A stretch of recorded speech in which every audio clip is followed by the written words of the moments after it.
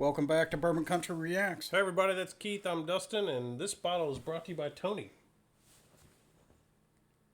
We have had Seven Sons recently. Mm-hmm. All right. I think we liked it. I think we did too. So, what song did Tony want with this bottle of potential deliciousness? So this is an extraordinarily popular song. Okay. It's Billy Currington. People are crazy. That's true. Well, they are. All of them. Uh-huh. You included. No. What? I'm not crazy. Was the first stage denial? I think so. First stage of what? Being crazy? I think that's the always stage. I mean, maybe. I wouldn't know. This is a really, really popular song. Like, a lot of views. We ain't never heard it. I've never heard this guy's name. Have we had we've not had a Billy Currington? No, we haven't. I've heard of his name before, but I don't. I haven't. I don't think. I think I probably put in a couple of requests for him. I just realized the freaking shirt I'm wearing. Anti-Stig? Yeah. Fucking nerd. Any fans of Top Gear? You get it. So go get your helmet. I kind of feel like I need to explain the anti-Stig. Okay. So my buddy Pete fancies himself the Chinese Stig. And he's got a white bandit helmet like the Stig wears. Yep. And he bought a shirt that says Chinese Stig. And I have a black, we did not coordinate this. I just bought the same damn helmet, but in black. Uh-huh. And when he saw it, he's like, "Oh, you're the anti-Stig now." I'm like, I got to have a shirt made. So that's where this comes from. It's goofy. I know. He is. People who drive fast cars on racetracks don't look to, what's that quote from James Hunt? Don't go looking to men willing to kill themselves driving in circles in search of normality. Yeah. So, And wasn't that in your wedding vows? no, probably should have been though. she knew what she's getting into. So. Did she? Yeah. Okay.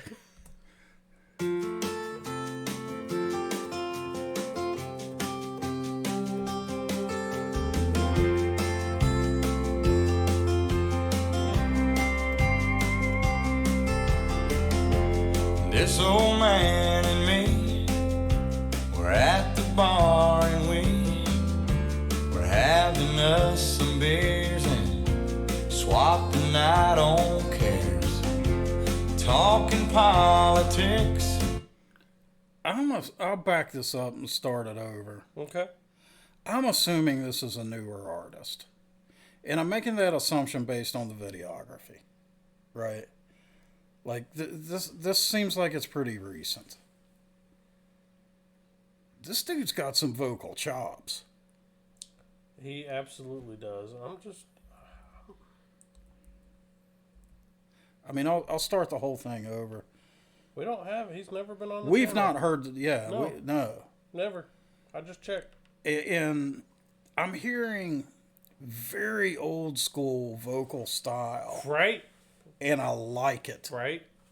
Yep. All right, yeah. There's a danger to all mankind right there in that green thing. Sundresses are evil.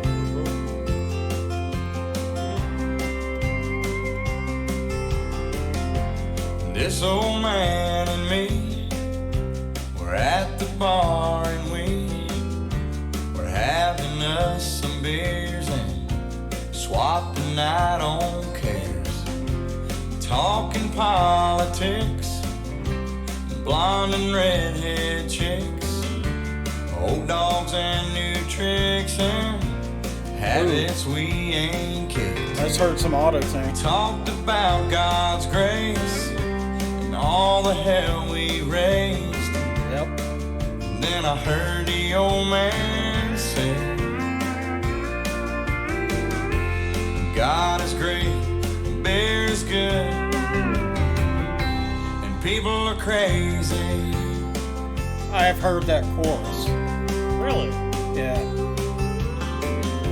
He said I fought 2 wars, been married and divorced. What brings you to Ohio? He said, damn if I know. We talked an hour or 2 about every girl we knew. What all we put them through, like 2 old boys will do. We pondered life and death. He lit a cigarette. Said these damn things will kill me, yeah. But God is great, beer is good, and people are crazy. Last call is 2 a.m. I said goodbye to him. I never talked to him again.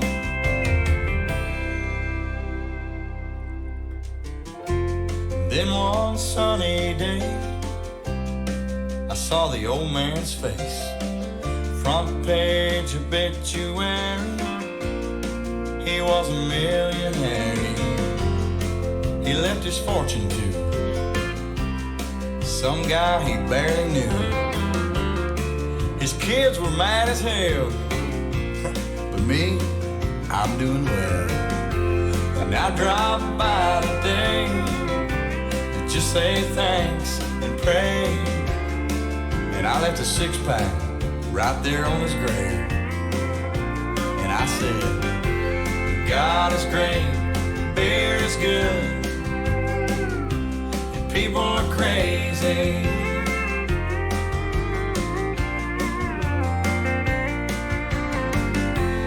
God is great, beer is good, and people are crazy.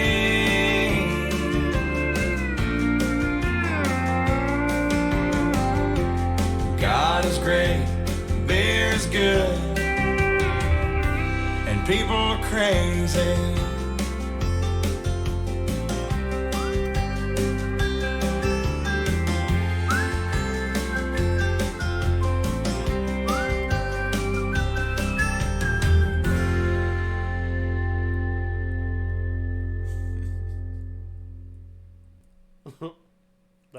That's a funny story. Yeah, some random dude just leaves you $1 million. Wouldn't that be nice? That would be cool. Hey, look, if anybody out there, don't know what to do with your estate. Wow. Just saying, it's an idea. Anyway. We don't do this for the money, Keith. All right. We've said that before. I forgot. All right. Right? But if it's charity, it's different. I absolutely am or should be a charity.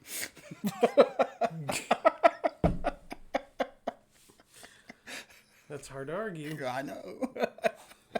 So, I thought that was a cool tune. I've heard that chorus. Really? So I swear it could be one of those things where they played it at Applebee's, Right. or something like You that. just heard it.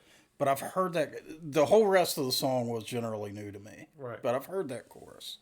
I think it's probably older than I initially thought it was. Okay. You guys tell us when this came out. Because We don't know. we don't know. I rather like the song. I thought it was amusing. So, agreed. And I liked his voice, but I definitely sensed the effects on his voice. Yeah. I heard some early Autotune in that. Was it Autotune or was it a different effect? Because The things I heard sounded like Autotune. really, Yeah. that's not awesome. Well, in his defense, it was pretty light, Okay.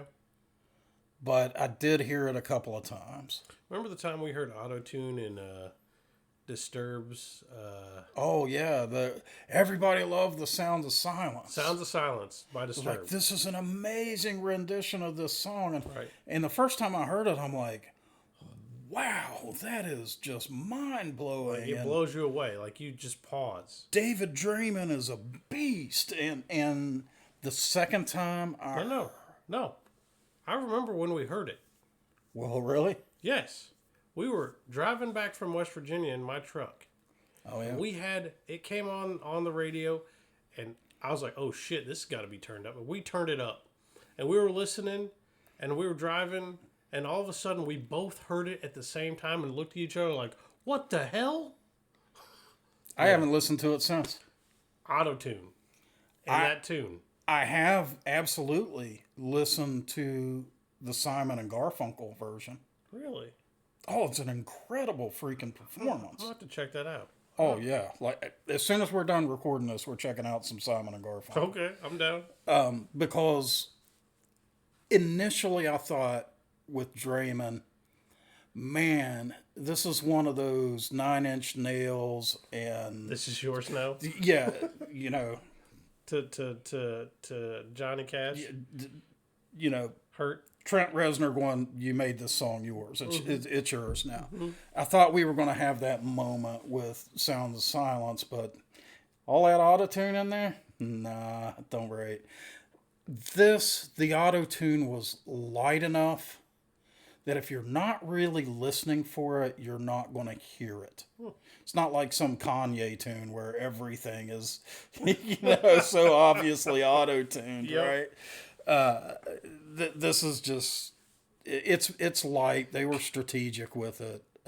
So not really holding it against the song because I thought the rest of the song was so good. We need more of this dude. The lyrical content was great. Yep. The music was much more traditional country than what we're used to hearing. True. Recently. Yeah. An acoustic guitar, slide guitar, fiddle, all played very mellow, mixed well. Yeah, I mean, there was a lot of engineering in it, but it didn't really have that sound of just being an over-engineered song. So kudos to the engineer on the recording. Did a good job. I like the song. Agreed. I thought it was good. Yeah. So now I know why it has so many views. Yeah. Right. It's a good tune. Fun tune, too. Just a cool message. Did you just now take a sip of that? Mm-hmm. That's pretty good. It's still pretty good. It is. And I think I'm having a similar reaction as I did last time. I'm pretty sure I said I was getting notes of 7-Up on the initial from Seven Sons. I mean, it's there. I particularly enjoy from the mid to the finish, there's like a melon. Mm-hmm. That's just good. And that melon kind of hangs around in the finish as the oak is sitting there. Yep. And the oak is pretty pronounced. You can taste it. This is a good bottle. Yeah, they did pretty good with this one. You can't play the proof game. No, it's giant numbers on the bottle. I can see it. Y'all can see it from here. It's 80, yeah. What? 90, sorry. Ooh, yeah. Man. He's special. Charity. Yeah, that's what you need. I remember this surprised us because this is another Indiana. Yeah. Yeah. Lawrenceburg, Indiana. I'm telling you, we got to infiltrate that place. We got to run an op down there. But they got so many good bourbons. Yeah. I mean, they're making them. I suspect that MGP and Bardstown are really running the same model. They have the giant chemical plant where they can run production at unbelievable levels. And all these folks just bring their process. Or their recipe. Recipe and process and say, do it for us. Guarantee you there's an awful lot of contracted distilling going on down there. I really wish there was an age statement on this. What would you guess? 2 to 3 years, not a lot. I was going to say 3. Yeah. But it's got really good flavor for only 3 years. Well, but if you notice in the finish, like go ahead and take a drink and kind of do the 1 Mississippi's until the oak goes away. The 1 Cincinnati's? I use Cincinnati's.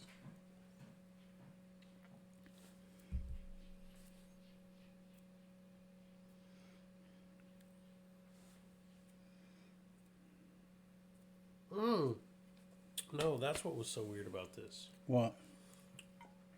Bottled by Luxco All right. in St. Louis.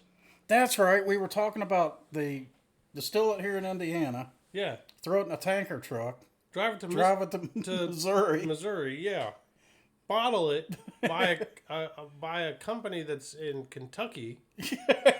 Ship it back. I don't understand.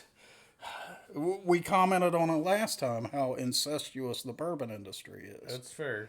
And this is clearly an example of that. But you'll get a lot of bourbon stuff. Oh, that's MGP juice. That's You know just what I true. mean? We don't care. We don't care. Good's good. If it tastes good, I'm going to drink it. Yeah, good's good. Yeah. I honestly don't really care where it comes from. No. So, Now, some of the stories are cool to hear. Some of the Sure. grounds are amazing to walk. and a lot of those stories are bullshit because they're stories about fair. the label, which has been bought and sold 30 times since 1890. Right. Right. You know, Actually, this one says 1847 on it. yeah, maybe. Right. I don't think that the stuff was distilled in Lawrenceburg, Indiana, in 18 whatever. In 1847? Yeah, I don't think it was. I mean, that would be, 31 years after we became a state? Yeah, it's unlikely. And I think distilling grains has been illegal all along in Indiana until just recently. How has MGP gotten by with that? It's a real good question. They had to have had a really good lobbyist and a legislative carve out. Or holy shit. Whoa. Yeah, that's how that shit works, man. I've spent my time in legislatures. I know how that works. Well, let's see if you're going where I think where I'm going. So they had a grandfathered into being able to distill grain spirits. I doubt that. Maybe. Maybe they did. And then they lobbied to keep it out of Indiana. They lobbied to be the one place in Indiana you could Right. distill grains. Yeah. That's Hey, a good lobbyist is valuable. damn. I mean, bribes work. Same. Proof. I understand the business of government a little too well, man. Anyway, we're not talking And politics I mean on this channel. business of government. Business. Yeah. Anyway, good stuff still though. Mm-hmm. Good tune, good bourbon. Yeah, Couple great, idiots yeah. sitting on a couch enjoying it. Yep. So, guys, if you enjoyed this video, give us a like. Go ahead and subscribe to the channel. Drop down in the comments. Tell us what country music we need to check out. Tell us what North American whiskey we need to try. We'll see you next time. See you.